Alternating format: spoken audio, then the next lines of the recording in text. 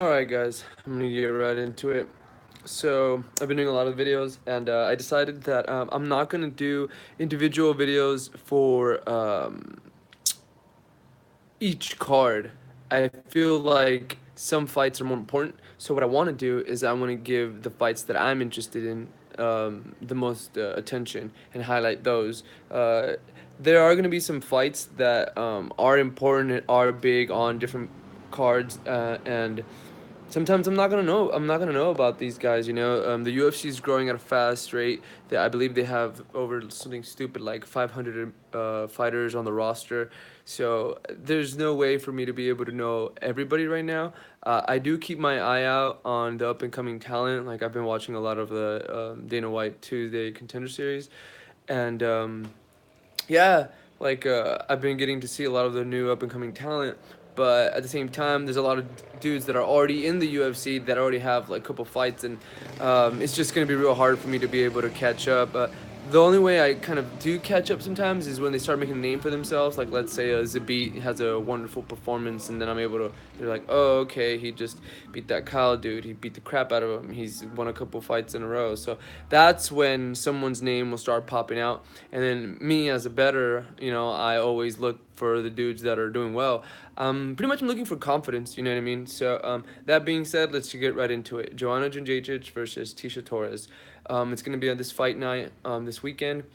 It's gonna be the one before the co-main event, and that's surprising. That's surprising that it's not a co-main event, considering that it's Joanna, former champion, and she's going up against Tecia, and Tecia has only lost 2 times, and she just lost to Jessica Andrade, and she was on a winning streak too. So, man, I have no idea.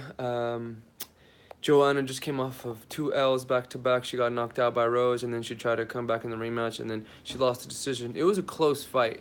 I wouldn't say it was a draw, and I wouldn't say that Joanna won, but she held her own, man. It was Rose. Rose is a fucking monster, and Joanna beat the shit out of her legs, man.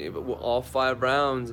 I feel like had she would have had better hands, better striking moments during that fight, it could have swayed possibly to her favor. But one thing I realized that when you're not the champ, you have to do something really drastic in order to get the decision from the judges at the end of the fight in order to become a new champion. New champions usually don't get crowned during decisions unless it's a super lopsided like Cody Garbrandt, Dominic Cruz type performance. You know what I mean? Like, so that being said, when I'm looking at it, I feel that Tisha's a little too small for Joanna. I don't think Joanna's tall, but I feel like she has length, and her kickboxing techniques will be able to keep her at bay, keep her at distance, and she might be able to, pinpoint, uh, just get some good striking in and just be able to outclass her on the feet. Tisha, I believe, does have a wrestling background, and she did have a lot of win streaks. So, um, when I'm looking at this one, if I was gonna bet, I'd probably go up with Joanna. She's gonna be the favorite, so I probably wouldn't do it.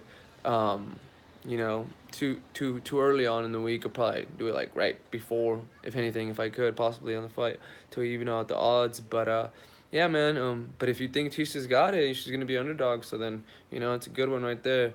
Each of them have 2 losses apiece, but Joanna is to the same person, and so they both lost to Rose. So there's the X factor in that one right there. Something to think about. Hope you guys been enjoying it. Thanks for all the support. Peace out, suckers.